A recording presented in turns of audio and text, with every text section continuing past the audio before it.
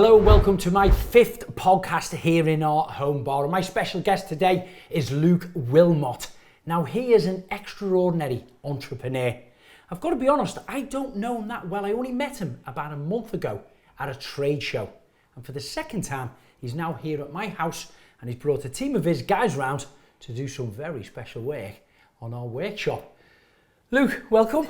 Cheers, brother. Thanks for having me. Great to see you. You had a nice meet cute, didn't you? He was walking along. Yeah. He was walking along at the show. I was walking along. I was just spending some time. I actually was watching one of your videos you was doing on a tap. And I'm walking along, and was videoing some of our content, and I went, "Is that great?" It is, and then we just got chatting, didn't we? We did, yeah, we certainly did. I think we had about half an hour together. I think we both wondered where we've gone. And we kind of just hit it off. You had your camera crew there, didn't you? Because you've been looking at other work and different things. I was there with one of our sponsors. It was the Grand Design Show, and we just bumped into each other. But you started telling me about something that I wasn't aware of. Now, I've been a bricklayer 33 years, so be it a little bit retired nowadays, of course. But you do a kind of, I call it magic, to pour brickwork, let's call it, or maybe pour mortar. Tell us a bit more about it. Well, let's get it first straight. I'm not the person who's touching any bricks. I like to sound the brains behind it, but Martin, who is the talent, he's the driving force behind it. The company is incredible. We're called Brick Makeover, and we say we're an exteriors cosmetics company. So somebody will buy a house. You see these property developers like to spin it. They'll buy it. They'll maybe rip the kitchen out, bathrooms out, bit of paint on the walls, but they don't do anything to the exterior. Sure. And normally it's because they don't know something can be done. Yes, yeah. And it was like you, when you think about it, you're 30 years in the game and you didn't even know it's possible. So that's why it's such a niche. And actually, when people find out about us, they're amazed and they go, "How can I use you? Or when can we use you?" And I think that's why we're here. You said straight away. That's right. I need that service. Of course you do. Yeah. yeah. Because I've been on building sites. I've been on private houses. I've done many different types of brickwork, and sometimes you get a defect in the brick as well. So it's not always the trade's fault, is it? That the bricks themselves can be defaced where they then need your treatment on it. But the situation here in our house, when we planned to build our house, we chose the brick. It was 4 tiers brick we were using. Beautiful colour, beautiful texture to it. And I was insistent I wanted the mortar dying, and as you know, you can have it pre-dyed into the mortar as the house is being built. But we were in a bit of a hurry, and we started doing the workshop first to have a base, to put tools and things like that in there.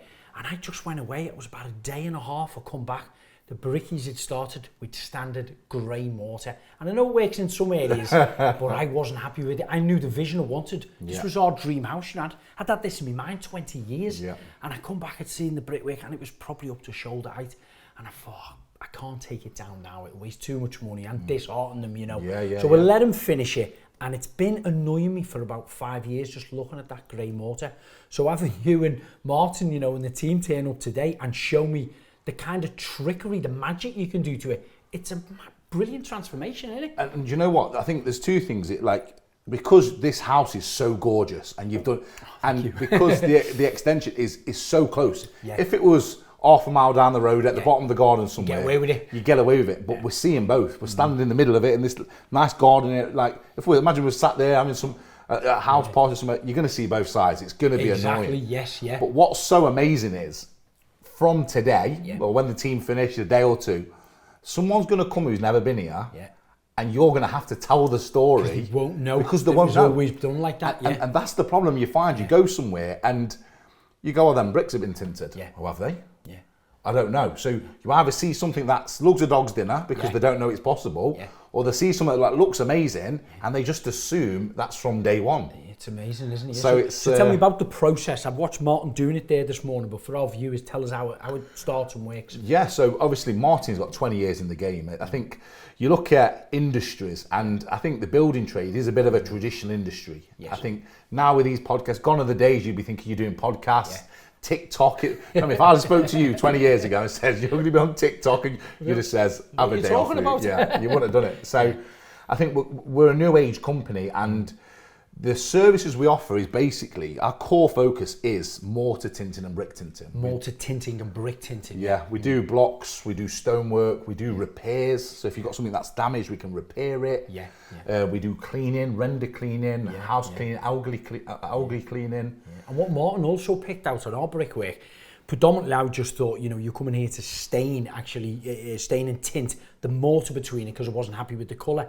But when you look at the brick closely, there's like an efflorescence of salt that's coming bleeding out of it, isn't it, in a way? You know, because it's probably got wet at the time, or the bricks are wet left outside. Yeah. The mortar might have been too wet, rain. There's various different reasons that your brick can be, let's call it, faulty in a way that needs the service. 100%. And that's why we cover such an array of services, because we have to, because no two jobs are the same.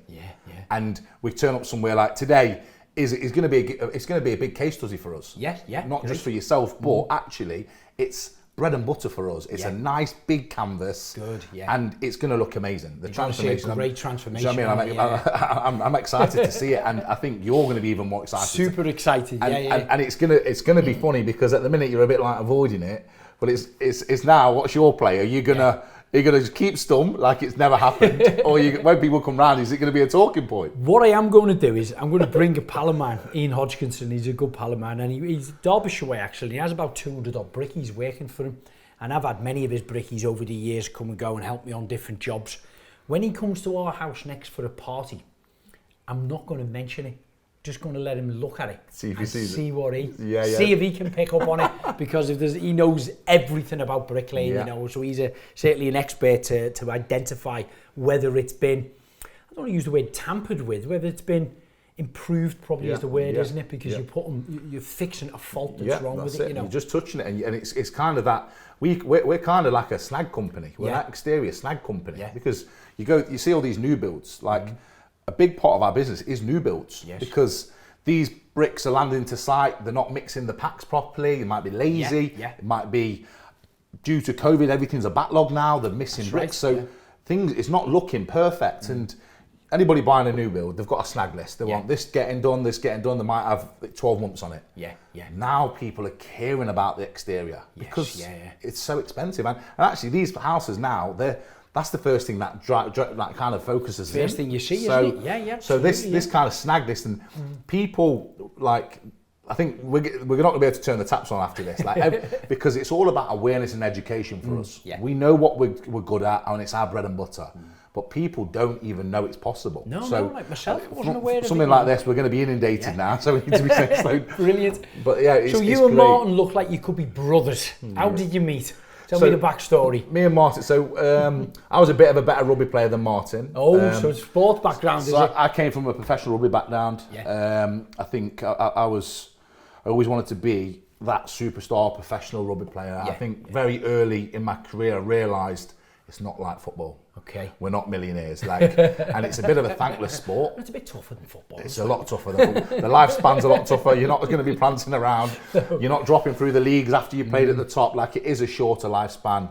The injuries I faced, like, I'll be doing podcasts like this with your videos. I've got a dirty black eye. And I'm having to say, look, I'm not a thug. I promise you. It's from rugby. I'm a gentleman, really. And it's that kind of feeling. But we played for a local club called Derby. I was captain and club captain for them. That's where my heart is. I'm originally from Nottingham, a Nottingham boy, so it was a bit of a, in football, you're playing for the enemy. It's not like that in rugby. Isn't it? You play. And we played with Martin, and Martin's, I wouldn't say he's a journeyman, he's played at a very good level, and the team was so lucky to have him in the team, his expertise, and he still could have played at a bit of a higher level, but with family life, he's a family man. Do you know what I mean? He's got kids, and he lives up here near you. Do you know what I mean? And it's that travelling. It's not good for so we wanted. It was more of a social thing. I decided I'm not going to be a millionaire from rugby, so I dropped down a few leagues, and I played for enjoyment. Really, still at a good level, like a semi-pro level. We just the actual backstory is, everybody thought Martin in his own right was a big alpha male, and I'm a big alpha male, and everybody was on the sidelines wanting to see fireworks. They were wanting these fireworks, and we just hit it off. And not literally, we didn't hit each other. Like, we've just been best pals since. And I think if you know anything about Martin and his story, what he's come from, you can't help but just think this guy is just the greatest guy. You know what I mean? He's one of the best people I know. He's, I mean, I'd love to be. Nice. I aim to be a person like him. Really, that's lovely to hear that. And actually, he just needs. I won't say what he said about you, like. When you arrived this morning. We've left him outside now. We won't say that. We've left him. He's there, isn't he? Slaving away, doing all them bricks. We've come and had the life, Riley. That's brilliant. So you've kind of always been around sport. And I know you've had a gymnasium as well, haven't you? Tell us about the backstory. Yeah, well, I think that was a long time was my identity. So I owned a business called Castle Gym. I've seen the tattoo on the back of your leg. It's tattooed on me forever now. That's it. It's never going. But it was my first ever business. Yeah. I had it. It was over 12 years ago now. I bought it. Okay. And it was my baby. Well, it still is my baby. My heart's there. Yeah. And I'm lucky enough and fortunate enough that I've gone on to bigger and better things. Yeah. I've got big businesses, small businesses. I like to say, like you said, you very politely introduced me as a bit of a serial entrepreneur, and that's what I want to do. I think you've got to have a diverse portfolio, and there's some good core skills that I have across that can transfer across any industry and any business. Yeah. But the gym is always where my heart is. It was my first one. The foundations of your business background. 1,000,000%. And but yeah, that I said up until we actually got shut down and we had to close our doors. But up until that point, I think it brought about 1% of my income in, and it gave me about 90% of my stress. And that truly is. It's like having a kid. Yeah. Like your kids, it's a thankless task sometimes. Yeah. And why do you think that was in the business? How come you were feeling much more stressed by running it as opposed to financially gaining from it? I think it's personal, isn't it? You know, you can't help but put your heart into something. And I think, unfortunately, once you get to a certain level, you do have to be a bit of a ruthless businessman. Yes, you do absolutely. Have to you have to cut staff that you don't. Do you know what I mean? And even though they've got a family. Careful, boys. Careful. Sorry, you're on the red line. P45s are getting issued now. That's your written warning. But yeah, we've got to be that kind of harsh person, and with the gym, like it was community gym. Like we had, it helped so many people's mental health. We supported the community, and it was a special place, really was. And I think for all the right reasons and for all the wrong reasons, I kept it going, and I made decisions, and I'm having people say, look, Luke, let go of it now. Do you know what I mean? Did you find it hard to let go of it? I couldn't, do you know what I mean? Because you're so personally attached to it. That's it, and sometimes things are worth more than money. And hopefully I'm going to be a very successful person in my life. Yeah. And I don't want to look back at any kind of decisions. And I love What was the turning point then in that business? Because that's your first business. You're loving it. You can't detach from it. But it's not making you money that you want to make, is it? And it's causing you stress. So what was the turning point that you had to move on from it? I think it's money. I knew what I wanted. I knew the lifestyle I wanted. You have to have a break in life. You have to have something like, I mean, you're turning from Big Brother. It was just, it's put your whole life on a trajectory that was probably not on the cards. And I think unless something like that happens to you, you've got to physically force something. Yeah. And then I've always been an entrepreneur. I've always been at business. I've always liked buying and selling. I've always been a bit of a wheeler dealer. and I thought I just got. Where's all that come from then? I don't know. People ask me that all the time. I think because when I met you, I come away thinking large of life character, not just in your physical presence, but in your personality was bubbling, you know, of energy. So where does that come from? Where's the drive? I think I've come from a lovely place in the world called Bulwell in Nottingham. Okay, Nottingham, right. It's seen as an underprivileged kind of environment. Did you have a good education at school? Not really. Went to just a local school. I've been brought up just a single parent. Been brought up by my mum and my nana, God bless her, before she died. Two amazing women, and it's kind of hard. Any siblings? Yeah, 2 brothers, 2 sisters. I'm the baby. Oh, right. So big family then. 5 years that your mum had to look after on her own as well. And then you know what families come like. It's always and that in itself's a kind of school, isn't it? It's learning. You learn very fast social environments and other bits and bobs. So it's like the school of life, isn't it? Family. Certainly is. Certainly is. Okay, so you've got the brick makeover business, haven't you, with Martin and the team there? You've had the gym as well. I know you're branching out into a variety of different businesses. Tell us a little bit more about them. Yeah, well, probably my biggest day-to-day one would be my business, Auto Coin Cars. Okay. So we're Auto Coin Cars. Coin Cars, okay. Yeah, so we're a worldwide marketplace that gives utility to cryptocurrency. So that's our USP. Yeah. So instantly people think, oh, crypto, it's a scam. Bitcoin. Well, everyone's got a scam story. Or it's dodgy or it's illegal. We're kind of pioneering the world on this. We're at the cutting edge of it. So it's innovating, it's exciting, it's everything I want to be. Yeah. And the rewards, the stresses are massive, but the rewards are massive as well. So but I think that's the big day-to-day job. And what would be involved in that on a day-to-day basis? You know, I know you mentioned earlier when you first arrived, you've been to Dubai and places doing talks about that, hadn't you? Yeah. So we're traveling. We're just going through a huge investment at the moment.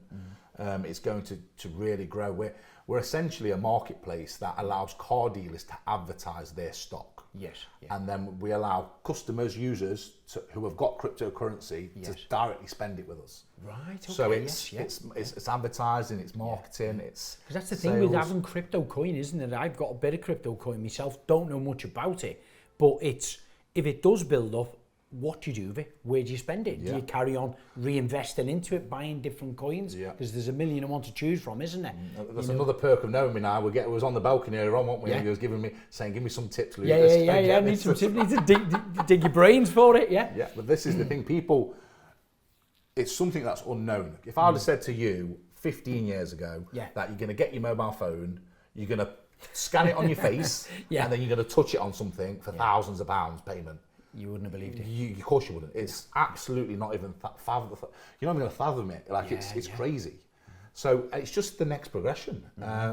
There's a lot more what I would say as kind of barriers to entry with it, and we're breaking them down. We're regulated, which in its whole self is an absolute nightmare. Yeah. Of course, really hard to regulate something like that, isn't it? But it's kind of we're at the cutting edge of it. So.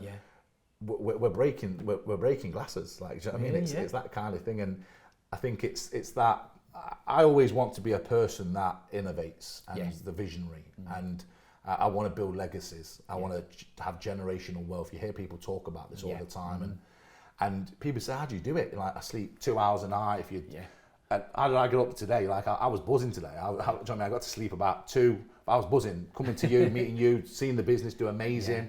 Hearing all about you, and I've got a million things. I want to know about Big Brother, everything. And that itself is I'm going to walk away from such a wholesome day. Because everybody's benefiting. It's a nice way to look at it, isn't it? Yeah, of course. Yeah, it's amazing, isn't it? So, what question have you got to ask me then about Big Brother? I was going to say, how did it actually come about? Like, I'm sure you've told this question. I've answered once or twice before, but I'll tell you, I never ever wanted to work on TV or in the media or be famous in any way, shape or form. At the time I was helping a young girl called Joan Harris, needed a heart-lung transplant, but she was Down syndrome, so they wouldn't operate her on the NHS here in England. So we were trying to raise $250,000 for her. Pretty hard to do, you know, when I had a normal job. I had a normal job, I run my building company, and that was going well. About 30 odd guys working for me, but I could nowhere near afford £250,000 for someone's operation, and this was nearly 25 years ago, you know. So I've seen a documentary in Holland about a Big Brother format that they were wanting to do, and if it worked well in England, it would probably go around the world. So I thought, well, that'd be a good idea, I could do that easy.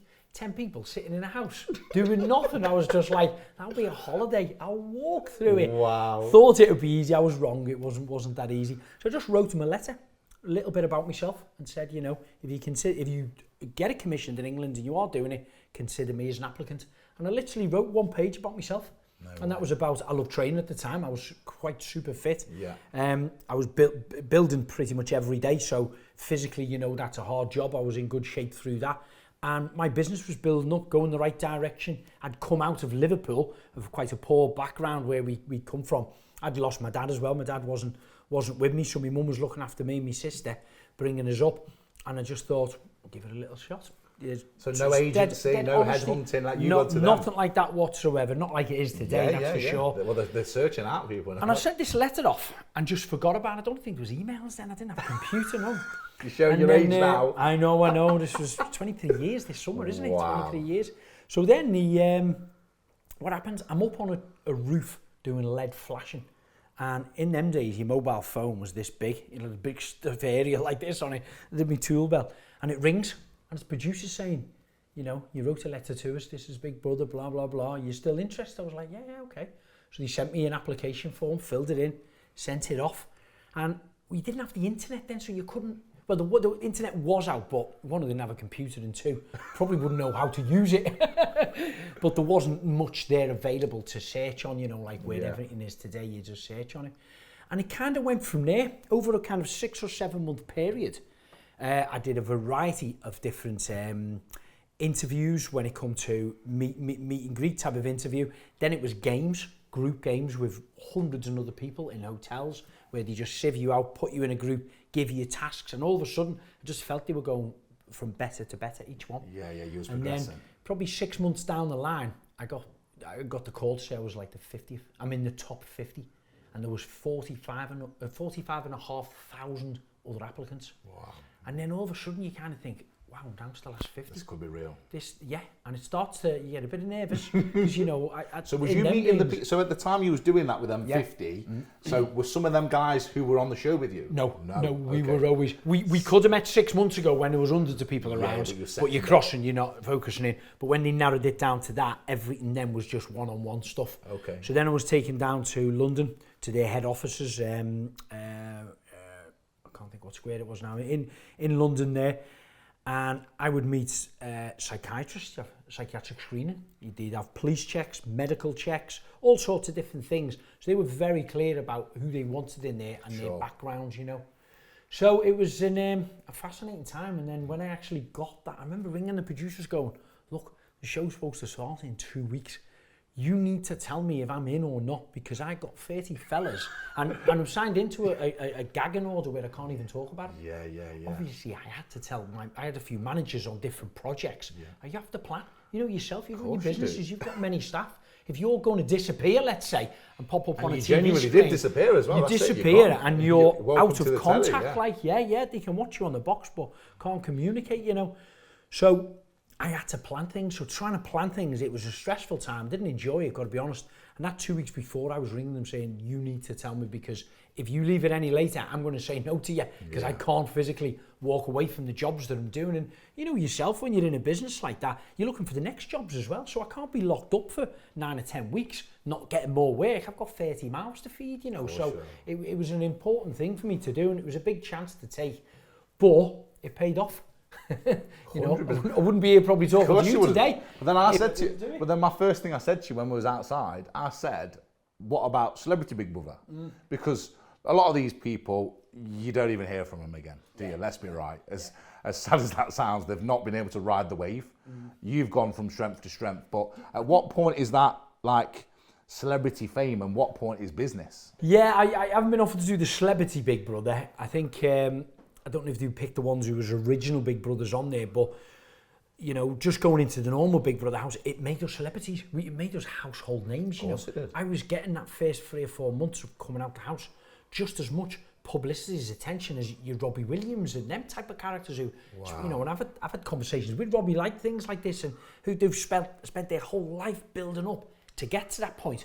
I didn't want to be at that point, didn't plan it, and all of a sudden, winning the programme, I was the last to know. I was the last person in Britain to know about it. And I remember getting taken away after it, and it was quite scary. I felt like we'd been kidnapped. Just all these security guards, police escorts, racing me to a hotel room.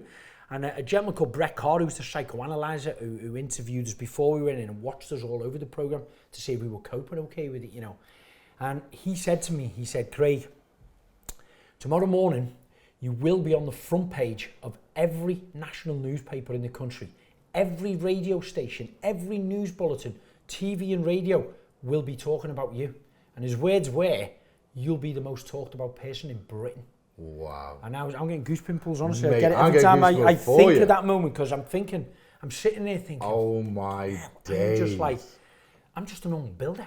And now everyone in the country knows my name. That's incredible. You know, do you know, for me, like you was at the time of actual, there wasn't really influencers, social media wasn't where it was. No. Like now, someone could be as famous as that on the talking point of a day for putting a reel up or an accident video that gets caught and the viral, do you know what I mean? And that's, but to go, like that's true kind of journey of virality. Like TV peaking, you know. Because actually mainstream TV now is very irrelevant, really, compared to you being an influencer. So you can be a nobody with no work. These actors and these people spend their whole life gearing up to be a person. Can be outshone by somebody. Accidentally, in a way. Accidentally. And I think that for me is the most amazing thing about social media, but it's a real big negative as well, because it's a double-edged sword. It's a double-edged sword, and I think there's something to be told for working hard at something and getting that victory you deserve. Yes, but then you get these people who actually, they've never really worked for anything in their life, become famous, and how did they manage it? And I did feel, if I'm being honest, a little bit of a fraud in some aspects, because all of a sudden I was invited to every party, every award ceremony, every celebrity wanted to hang out with me because they were getting my, press sort of thing, and we were still collecting for Joe and Harris, so, I had the Beckhams and taking me for dinner and giving us money, Richard Branson, Chris Evans, all them big names who can give away tens of thousands of pounds, literally just like that, but didn't realise it at the time. They were just jumping on the back of my publicity, because I was getting on the front pages of the papers that day, and maybe they weren't. They've been on it many times before, of course. Can't take anything away from that, the height and the level of fame and success they have. But I felt a bit of a fraud when I was getting some good leading roles and jobs. Was, signed up instantly for an exclusive deal with the BBC. Only supposed to do 100. We ended up doing about 600 programmes with the BBC just in the first 4 years. And I was getting personal appearances, and then becoming friends with actors who have trained, worked really hard, singers, performers, sports personalities, weren't getting the roles, weren't getting the personal appearances, and all of a sudden I was, and you kind of think, I haven't actually done anything. I've gone on a show, arsed around. I didn't take it serious when I was on there, you know what I mean? Yeah. And then it just turned out like that. But it's the power of television. It was the kind of the birth of reality TV, wasn't it? Which has been copied many, many times now, But as you say, you've got influencers now, and there was no social media around at all them days. YouTube and a little bit of online stuff was there. But, I only started social media a few years ago, really, taking it serious and realising I need it because of the industry. I mean, I've got to support it, and because it's going to support me. But my last day of Big Brother, I went in the Guinness Book of World Records. You had to pay 25 pence to vote for me. And I got 3.7 million phone calls on that last one day. You know what I mean? World record. Yeah. And I haven't even got a tenth or 20th of that in social media today. But you'll get a young guy or girl who go on Love Island, let's take an example, who 2 million followers. They'll come out with 2 million followers and will be earning tens of thousands of pounds per day wherever they go. I think everything's more geared up for actual transfer of money now. You get paid from your views. Everything's quantifiable in money. And it's not just now business. You are a brand, you are a brand. Yes, yeah. I don't like to say, people say, oh, you're an influencer. I just think you've got to just put your best foot forward. I try and be the best person I can for that time and for what I need to be in that situation. If you can be an advocate for something, I think that's great, something positive. But ultimately, you've got to kind of stay in your lane and pick your wins and pick your battles. But taking on this kind of big stab at being these influencers, it's a full-time job. I think it's very hard to be a businessman full-time and be an influencer as well, because they do go hand in hand, and one can massively, dramatically change your business. You see these influencers, they can get a business off the ground very quickly just from their following. From their reach out, and so I think they're going hand in hand, but which one? It's like the chicken or the egg. Do you get the followers first and then push that? And it's right that it's hard to do both, and I'm kind of caught in the middle. I have a guy who helps us on management side. He's worked with us for about 13 years now, and he's brilliant. So when we get commercial leads in, and we mentioned earlier, we get 3 or 4 leads a week. Some of them are not worth following up, and some of them are great. They're good companies we like to work with, but they don't want to pay you. They just want you to do a bit of online content for them, and you're kind of like, well, that doesn't really pay my mortgages, sort of thing. So you have to kind of be honest with yourself and pick and choose, but we're in a great position where we can pick and choose who we work with now, know. And the moment I met you and you told me about your podcasts and the type of work you do, and straight away I was like, I'll work with that man. 100%. Yeah, great energy, great strength, and that's the type of people you want to merge with, isn't it, really? And when you're matching that energy for energy, I believe in business. I'm a massive advocate of, and in fact, in anything, relationships, anything, if it's win-win, it's going to be forever. Yes. Sooner it's a win-lose, even if it's a 40-60, it's going to rub someone up the wrong way. You're right. He's winning more than me, or got to get the balance, and it's getting that balance, and that's all right. If it starts off as a 70-30, then okay, that's what I know it is. But if you're a 50-50, or it's meant to be match 50-50, and if somebody's benefit just starts to sway, it's going to rub. And And them things don't last then. And it's interesting. I think I'm a relatively young man, but from speaking to people like yourself and having experience from other people, it's learning the lessons that actually short gains aren't actually gains. No. They might be good now, but I'm all for longevity. I'm all for foundations. You know, when you talk about the analogy of building, what is where all the money is and what's the biggest hard work? The foundations. Before you're even out the ground, you're mega money in. People don't even see what's under the ground, but it's the most important thing that's there, isn't it? And because it holds that house up for hundreds of years. And I try and build a playbook across all my businesses. Anything I'm doing, any kind of new business ventures I'm doing, is that kind of transferable business foundations, getting things right, getting them tick the right boxes, and then you can grow. Because I'm also very scared of being victims of your own success. Right? When if you was to ask yourself, did you actually capitalise off the fame and everything you got? I bet you there's still change you left on the table. Yes and no is the answer to that. Did I capitalise on it? I did. I had some good management at the time, and yet there was some corporate deals coming in. There wasn't really any endorsements for us. Where I kind of make my money nowadays is from endorsements. You know, I lend my image, as you said, it's a brand, to companies who license it, and they use it for many years on points of sale, their product, their social media channels, their YouTube and their websites as well. So that helps that brand. So we use me in that way. We capitalise. But when I first come out, I was exclusive to the BBC for 4 years, so I couldn't have any of that. So all I generally got was, don't get me wrong, I was paid good from it. I was paid for appearances on BBC, only a one-off. You know, so be it might have been many hundreds or thousands of pounds for one-off appearance, you know, and then you do hundreds of them, so it does add up, of course.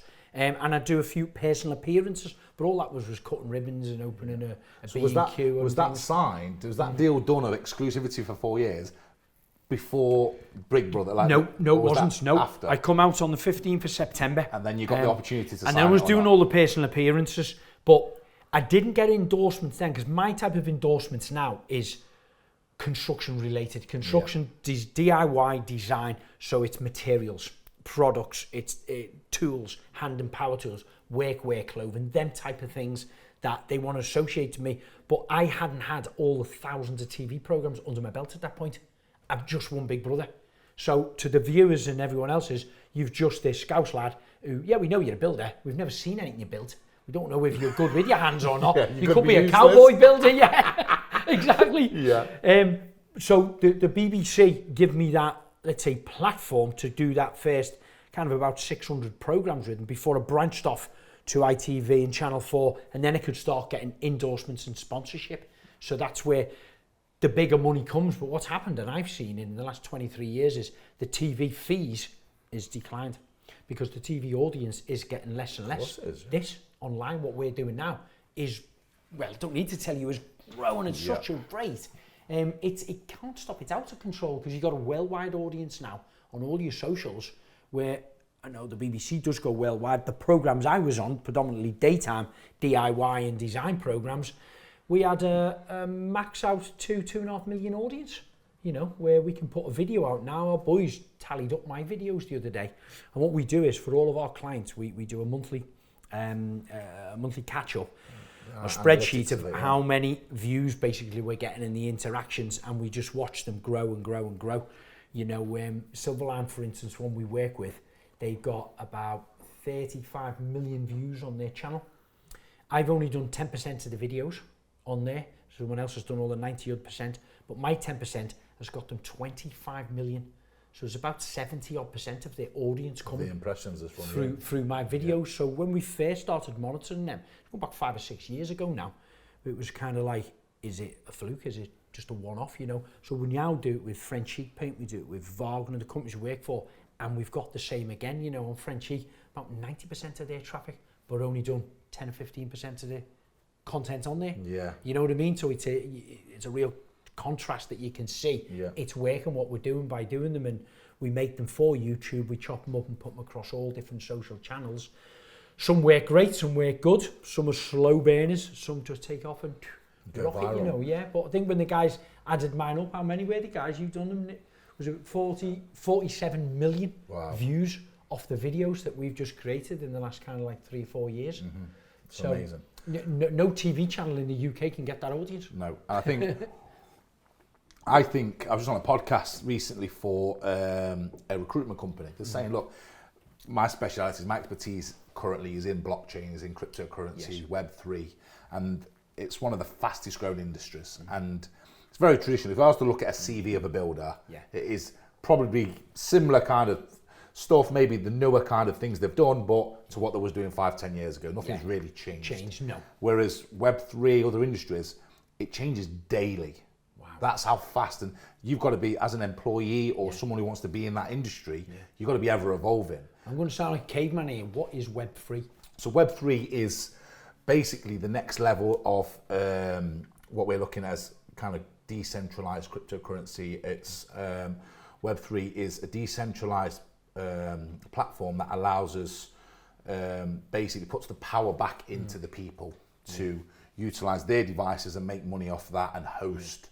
So it's like a hosting kind of facility that's kind of decentralized and allows people to kind of do it themselves. Yeah, very good. But on this podcast, we looked at and we said, they said to me, look, what's actually the biggest tool and avenue what you'd kind of say someone to seek out or to kind of look at, and it's YouTube. I tell you now, like when I met you and I was looking and I seen the video that you put up on YouTube the day before. Yeah, because you'd seen it the day before, or even the morning of, I think it was. And I watch YouTube every day to try and progress my knowledge. Knowledge is power. If it's a podcast, if it's something about animals or whales or something I'm interested in, it's just something for 10 minutes a day that and actually your world's your oyster on YouTube. You could choose what you want to watch. Anything. And it's the most powerful tool for this generation, and that actually is changing the way we learn. So when I realised actually that turning my hand to YouTube, I've got a fish tank at my house. You'll have to come round and see this fish tank. It is absolutely ginormous. Have you built it from watching videos on YouTube? So I always wanted this fish tank. I've got a home office, and you look through the house through the fish tank, and it's in the wall. The wall is the fish tank. I've always wanted to do. Oh, we got coffees. I've always wanted to do that. Oh, nice one. Thank you very much. Spoiled now. We're getting spoiled, aren't we? Look at that. Nice fresh coffee. Lovely. So it's acting as a partition wall. So it is you the can wall. See through it. It is the wall. So I had this built, but it's so ginormous that. So I'm going to companies and I'm reaching out, going on Google and I'm going to them and I'm saying, look, we'll do a YouTube video on the building it. Like I'll give you some PR and stuff. Like I'm nobody, but let's try and. And I had one company, 100 grand. I'm like, nah, mate, come on. 100 grand to build it for you? 100 grand, yeah. What? So I'm like, no. So then I had another guy, we want 30, like, and I'm just like, look. So I ended up watching 300 hours on YouTube.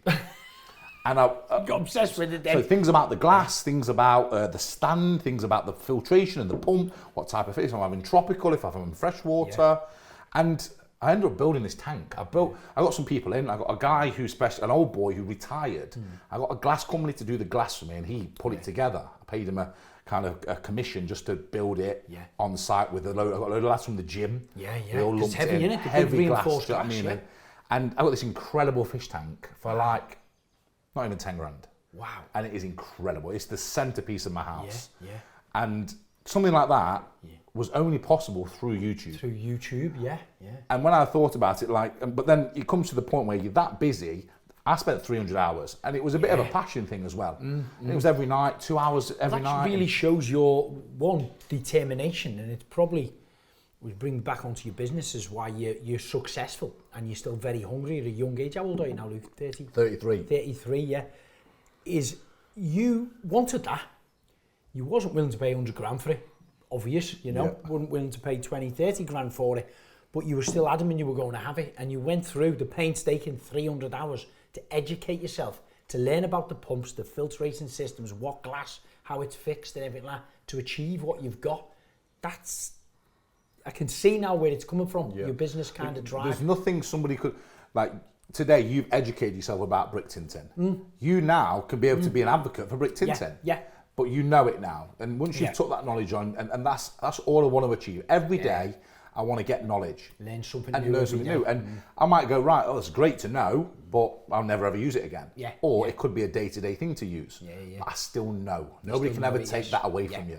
And that's powerful. And I think when you've got an array of skills, an array of knowledge, you want to be expert in what you're expert in. Yes. But actually, if you've got a good, above average level of intellect and knowledge, I think you're going to... other things. Yeah, you're going to more succeed. other things, you're going to succeed. Yeah, that makes sense, that, A big thing for me is, how have you converted from being a celebrity to being a businessman now? You're talking about the properties, you've got the apartments. How do you transition? Because are you a celebrity, or are you, do you know what I mean? How do you find the time? In my heart to heart, when people ask me, what are you? You know, if I go to America and pull in a customs and what's your occupation sort of thing, I just say I'm a builder. Because I feel as if I am a builder, that's where my heart is. I love the building industry, and I'd done well, you know, in my building company. We were going in the right direction, you know, back in the, what would we be, the late 90s, you know, we were taking on £250,000 projects, you know, 25, 30 men working on them. So that was me at 27 years of age, no education, never sat a single exam in school whatsoever. Going from a poor background, so I felt as if I was doing good, going in the right directions. But after the big brother, because you kind of become well known and you're getting paid a lot for doing very little, you know, I kind of then started thinking to myself, I can't let this go. I've got to work hard at it, own it, and basically make it work for me. So what I tended to do was, the way the BBC programmes we mentioned earlier, I could be flat out for 3 months, and then that show series is finished. My next series might not start. I might go straight into one a week later, or it might not be 2-3 months later. So I'd go straight to the auction with the money I'd bought. I'd go and buy a rundown house that people couldn't mortgage, that had no roof on it, it needed underpinning. It was crumbling basically, and I'd prefer to buy them crumbling. I'd get them at the cheapest, buy them from the auction, and then I would just do them up at my own pace then. And it was I started to enjoy doing the building development more, because I had no customers to answer to. I had no customers to chase for stage payments. You know what it's like. So all of a sudden, I'm doing it the way I want to do them. I'm spending the money I want on them. If I've run over, it's my problem. I've only got myself to moan at. Yeah. So I would just pull in the guys then, where and when I needed them as subbies, to try and get me through to that. And then I probably got to 40 years of age, 44, and you know, I'd ordered 20 properties, which is, you know, quite good for a 40-odd-year-old man who's worked hard. We didn't know education. We funded from the bank as well. You know, we earned good money and put it into it, but I wasn't going out and buying the supercars and things like that, which I was watching other people do. Go and spend 200 or 300 grand on a car. Don't get me wrong, I was jealous, but the car value went down. My properties went up, you know. So I kind of just got the hunger for being quite successful, really, you know. And I remember Barbara Windsor once told me, she said, television work's a fantastic industry to be in when you don't need it. Yeah. But when you need it, it's like a double-edged sword, then it can be a bit evil because you're relying on it. And I know loads of good friends who are actors, sports personalities and singers and things who have to rely on them TV jobs. And they're so pigeonholed in what they do. They can't just go and work in a pub or a supermarket or whatever, you know, because they're so pigeonholed in that. So I just thought to myself, I've got to be wise here. I've got to have a backup, which was the properties. I'd always turn back to going on the tools. I mean, most people would take me on to work in their house doing building work, you know, if I was available. You'll get no work done. They'll be just chewing your ear off. You'll be signing autographs. They'll be bringing all the family around. All the neighbours coming in from the street. So, you know, I always thought I'll never be without work, but I wanted to have a good lifestyle, you know. And I'm 50 now, and I'm 51, I'm 52 in October. I thought you said you were 40, why am I? Yeah. 40's the new, 50's the new 40, innit? But I'm at a point now where I'm selling off some of that stock. I'm taking my foot off the gas, and I'm just focusing on the fun things, which is the social media stuff. Like, this is our 5th podcast. I like doing podcasts, I like meeting interesting people who are inspiring, you know, hard-working and ambitious. And you mentioned you love learning. Now, I love learning on things now. You know, I do a lot of research online, whether it's about properties, building regulations, some of the things we're having to do, new products, materials, tools, etc. I kind of want to learn more now than when I was at school. Yeah. People say to me, what's your biggest fear? Are you scared about losing it all? Actually, I'm not. As dangerous as that sounds, I'm excited about that. because I think I could earn it all dangerous. again. Because I think I'll earn it all again. I am the product. I am my effort. And the biggest thing that scares me is ever being complacent. I couldn't bear to be in the same place. Like we just says, we can't stop. We're workaholics.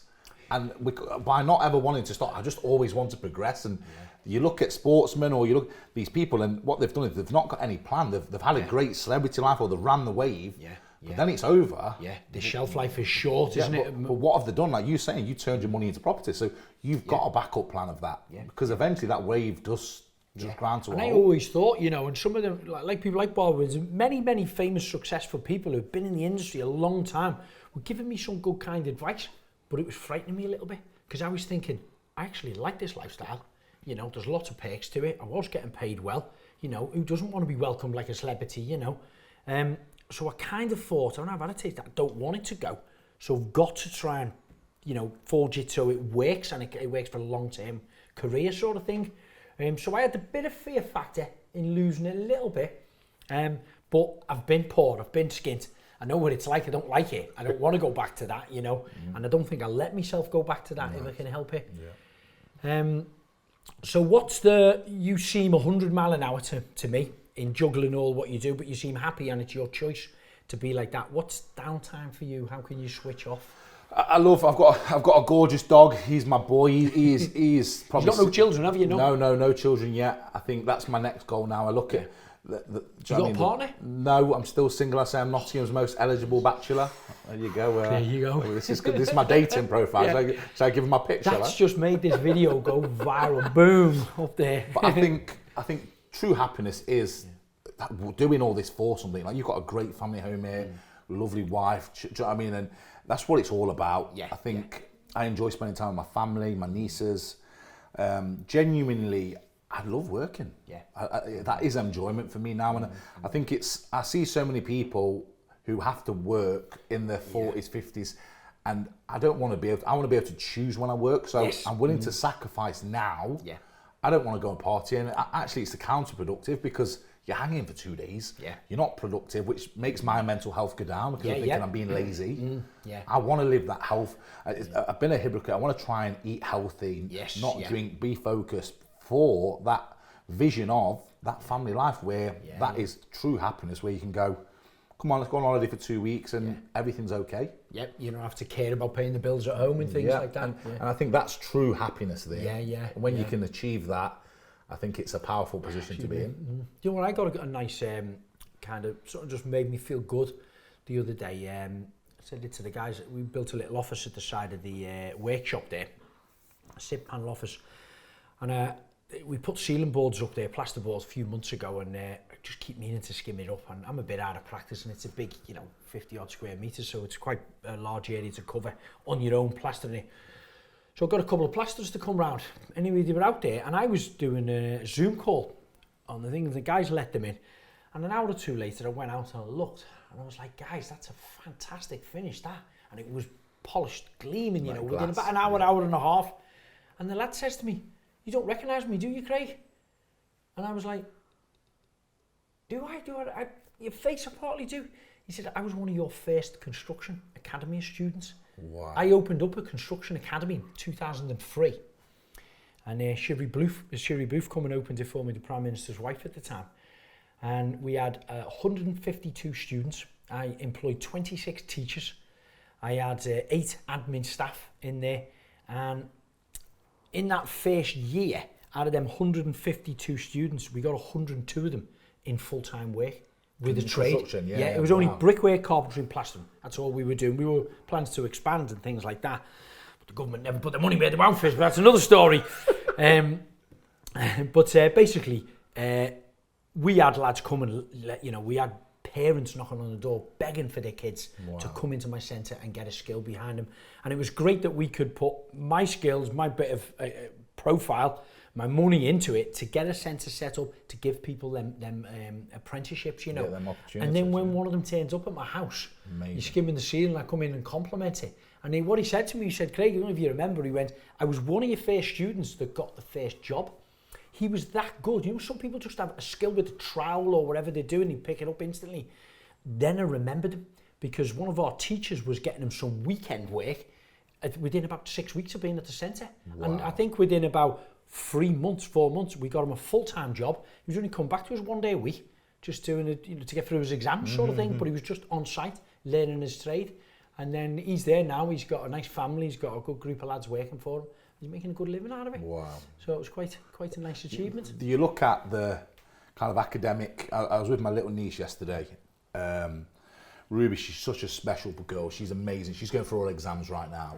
And I said to her, I says, look, she feels a bit like nobody ever gets her. And I feel like sometimes I'm in the room and nobody's like me. And that's, I says, because you're so special. Yeah. But actually, it's that pressure of, do you go to college? Do you go to university? Do you go hands-on with a job and apprenticeships, or what do you do? And actually, my belief is, unless you want to be a doctor, a lawyer, something that actually requires that degree or that qualification, you can't get any better than learning on the job. Yeah. I probably interview 30, 40 people a week across all the businesses. Yeah. And I'll get people straight out, marketing, got a marketing degree, 2-1, and they come and I've got people who have maybe worked for a family business who know more about marketing, advertising, sales, than these people who've just been to university. And they've never been trained. And they've never been trained. So actually that resonates so much for me. And it's not so much in the construction. Like, yeah, people think apprenticeships, you've got to be working, you've got to get... There's apprenticeships in everything. There's learning on the job in every kind of sector. And I think young people today, they've got a bad gig because it's a harder gig to do than it is. Very hard, yeah.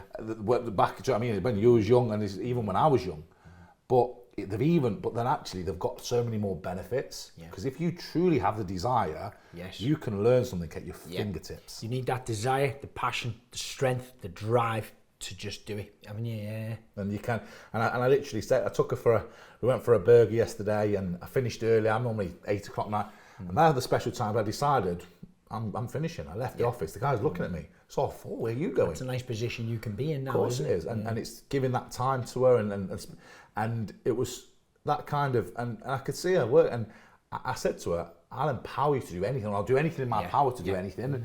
And that's kind of what I want to do across all my... I say to everybody, you can come here as a cleaner or as someone who's marketing, you might end up running that thing. Yeah. The sky's the limit for whatever you want. But it's hard to invoke that into somebody because if people were going to be like us, be the boss, I think they wouldn't work for us really, would they? They would be their own boss. Yes, if they had that inclination, that drive and vision that we have, you lead your own way. Don't you know? I've employed hundreds of people over the years, predominantly in my building company. Some guys come and go, only be a week or two with me. You know, some would last. I got one old boy, Barry, 33 years. These lads are going now, aren't they? They're These who haven't got a long life expectancy, sitting down on the job and everything. He just says, "Can you come and race some supercars with me?" I always say there's followers and there's leaders in life, and the leaders will obviously want to drive their ship, sail their ship, and then the followers, you need them. You need you just mentioned you got hundreds of employees. You couldn't do your businesses without all them employees. I couldn't do what I do without we've got a small team, of employers, but it's kind of all we need really for what we're doing. When you say, you hear people like Richard Branson, who will openly admit he can't run a business. He couldn't do anything like what his senior staff below him do for him. He just is the vision maker. He's the vision, the idea. He's like yourself. He's got the drive. He's got the passion. He's got the belief, and he's got the balls as well to shout about it and say it and do it. You need certain characters like that. If everyone was like that, it would be no good. Yeah, because you'll be fighting against each other to get to that finish line. Yeah, and it's also tough at the top. Yeah, and it's just trying to be that. I'm at that halfway house where I've got some absolutely ginormous world-stopping businesses, but we're still on the rat race of still money's tight. You got so what that means is I'm trying to work on the business, but I'm still in the business, and it's tough. But it's like humbling days like today. Like you've come, we're doing this amazing transformation. You was first to pick up the paintbrush, Martin. Teach me. Let me see. You've turned your hand to it. Do you know what I mean? And that's, you can't ever take that away from you. And it doesn't matter what level you're at. If you're still willing to get your hands dirty, if you're willing to muck in, I say I won't ask anybody to do anything that I'm not willing to do myself. Not doing it yourself. I might not want to do it, or I might be too busy to do it. But I definitely know how to do it, and I'm capable of doing it. You know what? Some of the trades have learned that. I mean, when we were building this house, you know, I was in the trenches digging it in the worst weather for 45 years. I think it was the wettest October when we started digging the footings of this house. And there was horrible jobs, you know, where you'd have to break into the existing drains. Stink of shit, basically, you know, in there. I'm still getting there, my waterproofs on, chisel all the way, mask on, and I'll do the dirty jobs. And what it does is it gains a little bit more respect, because them other trades that are coming with you, they're only on a daily rate, but if they see you getting in the manhole, you know, they'll do it themselves then, you know, and if I've asked them to do something, they can't say no. If you're the first one there, last one to go, it breeds everything. Yeah, it absolutely does, doesn't it? Yeah. And it's and especially doing something when you don't actually have to do something. You could be the last one to turn up. You've got the right to do that, but you're not. You're paying the wages, isn't it? Like, We'll have to think of a business venture that you and I could do. I think that's definitely on the cards. I was literally thinking the same thing. Yeah. My man was thinking there's got to be something. There's 100% something you could do. Just watch this space. Luke, it's been an absolutely pleasure. It's great to learn so much about you. Yeah. As I say, we did only meet literally, 6-8 weeks ago at a trade show, and he's come here to our house for the very first time. So thanks very much for being our 5th guest here in our bar. Keep your eyes open for the next guest.